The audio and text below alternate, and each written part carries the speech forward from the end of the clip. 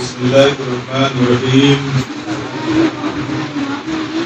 صلى الله على النبي وآله صلى الله عليه وسلم. صلاة وسلام عليك يا رسول الله. صلى الله على النبي وآله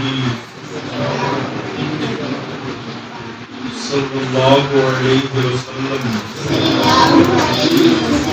صلاة وسلام عليك يا حبيب الله. صلى الله على النبي وآله صلى الله عليه وسلم. صلاة وسلام عليك يا نبي الله. نور یزدہ مدد سید سلطان مدد شاہ شاہاں مدد فخر رسولہ مدد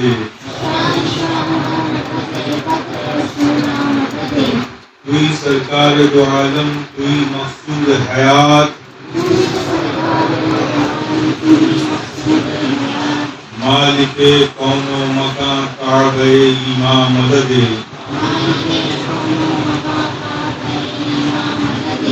درگلو توب غلامی شرع اشرف دارم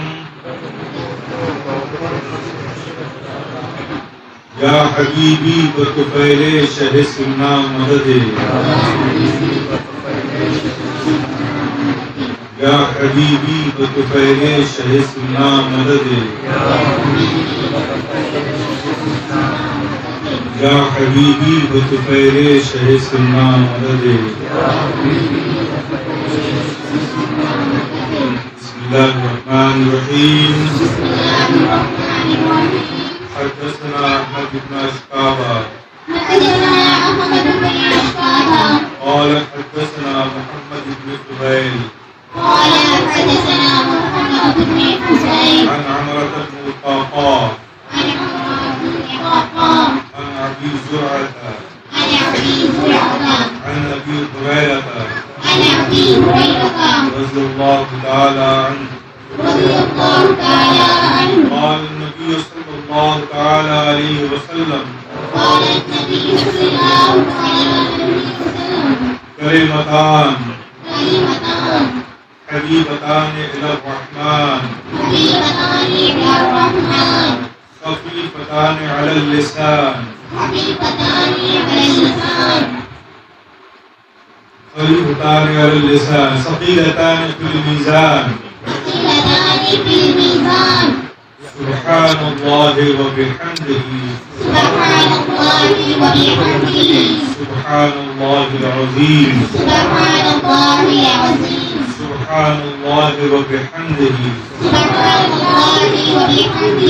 سبحان الله العظيم سبحان الله وبحمده سبحان الله العظيم. امام بخاری فرماتے ہیں کہ ہم سے حدیث بیان کی احمد بن اشقابہ نے. فرماتے ہیں کہ ہم سے حدیث بیان کی محمد بن فضیل اور انہوں نے عمار بن قعقاع سے اور انہوں نے حضرت ابو زرعہ سے اور انہوں نے حضرت ابی ہریرہ رضی اللہ تعالیٰ عنہ سے. اور حضرت ابو ہریرہ رضی اللہ تعالیٰ عنہ کو ارشاد فرماتے ہیں کہ نبی کریم صلی اللہ علیہ وسلم نے ارشاد فرمایا کلمتان دو کلمے ہیں حبیبتان الی الرحمن جو محبوب ہیں اللہ کو خفیفتان علی اللسان جو ادائیگی میں کہنے میں آسان ہیں ثقیلتان فی المیزان جو میزان میں بھاری ہیں. دو کلمے کیا ہیں؟ سبحان اللہ وبحمدہ سبحان اللہ العظیم.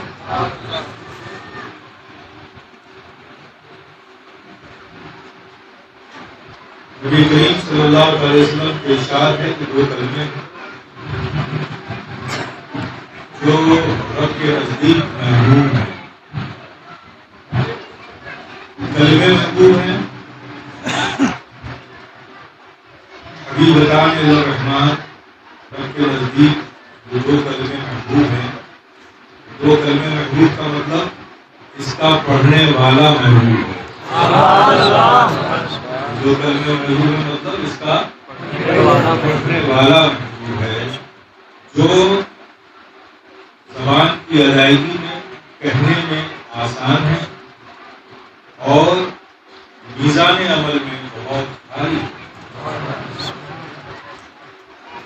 اس کا پڑھنے والا رب کو محبوب ہے، اس کے ادا کرنے میں یہ آسان ہے اور میزان عمل میں یہ بہت بھاری ہے۔ اب یہ میزان کیا ہے؟ میزان عام لفظوں میں کہتے ہیں ترازو کو، اس میں اشیاء وزن کرتے ہیں، ایسے میدان حشر میں بھی اللہ پاک ایک میزان لگائے، اس میں سب کے عمل تولے جائیں۔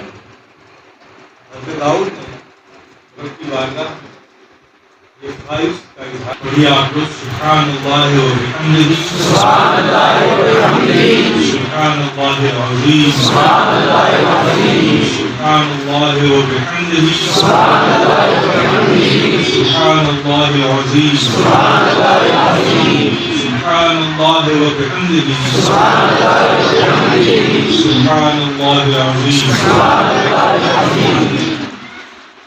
اس بخاری شریف میں 7274 حدیث امام بخاری امام بخاری نے جمع فرمائی ہے۔ لیکن آپ کی معلومات کے لیے میں بتاؤں، امام الدنیا امام بخاری رضی اللہ تعالیٰ عنہ کو ارشاد فرماتے ہیں، میرے سامنے 6 لاکھ حدیثیں لائی گئی، جس میں سے 1 لاکھ حدیثیں متن اور سند کے لحاظ سے میرا تعبیر کی کسوٹی پر بالکل میرے نزدیک کھری صحیح حدیث، اور 2 لاکھ حدیثیں اس سے کم مشہور۔ 1 لاکھ حدیث تو حضرت امام بخاری درمیان میں صحیح نہیں کہتے ہیں، لیکن باوجود اس کے اس میں 7273 حدیثیں ہی تھیں۔ 1 لاکھ حدیثیں آپ کے سامنے صحیح تھیں تو 1 لاکھ حدیثیں ہونی چاہیے، 7273 حدیث ہی تھیں۔ یہ ان لوگوں کے لیے خوبصورت جواب ہے، کہتے ہیں کہ بخاری میں ہوگا تو مانیں گے۔ کیا بات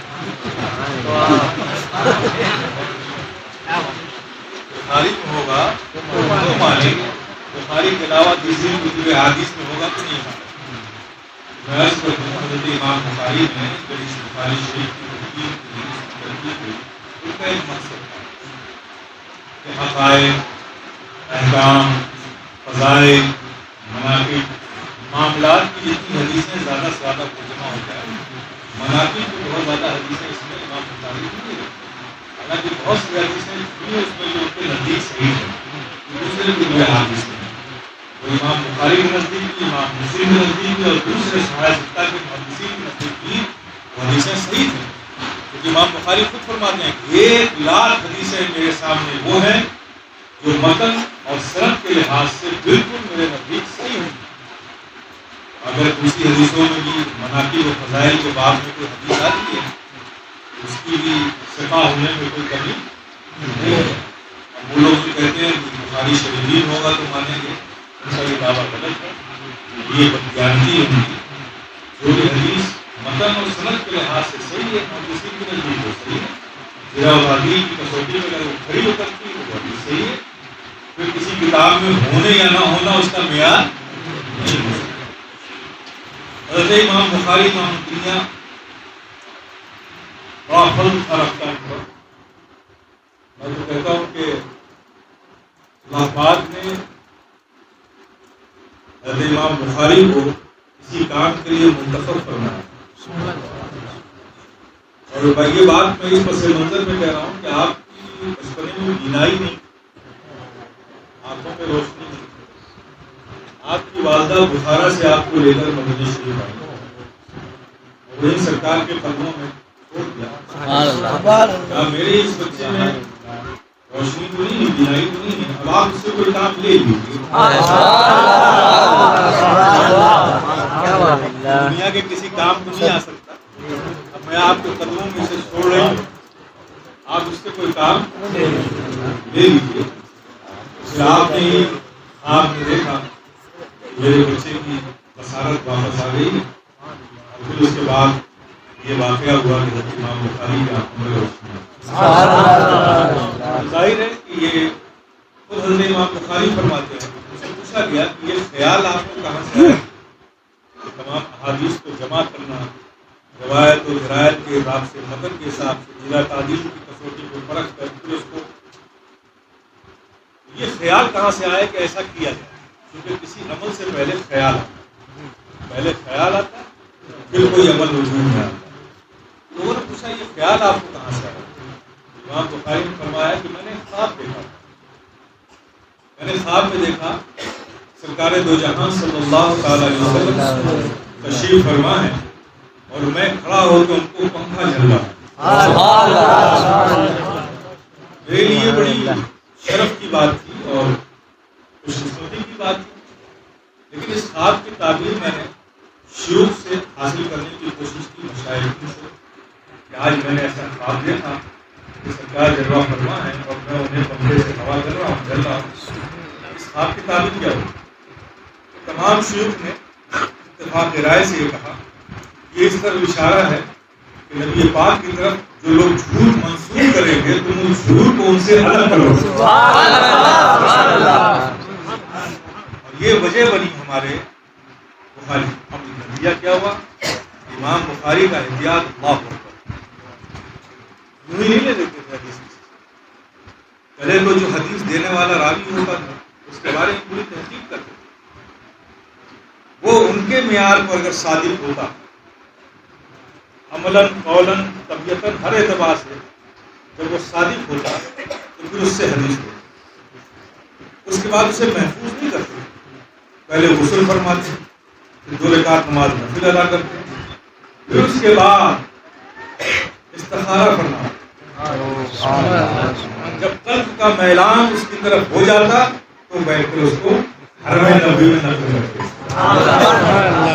یہ معیار تھا، اللہ نے قوت حافظہ بھی امام بخاری کو کیا عطا فرمایا تھا۔ اللہ ان کے دوست تھے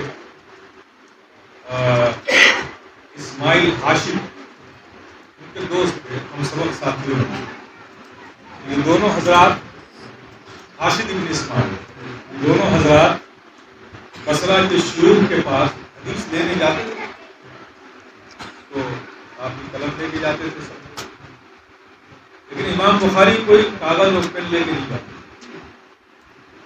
راشد ابن اسماعیل جو ان کے ساتھی تھے نوٹ بک لے کے آتے تھے، جو حدیثیں سنتے تھے اس کو نوٹ کر دیتے تھے۔ پھر 10 روز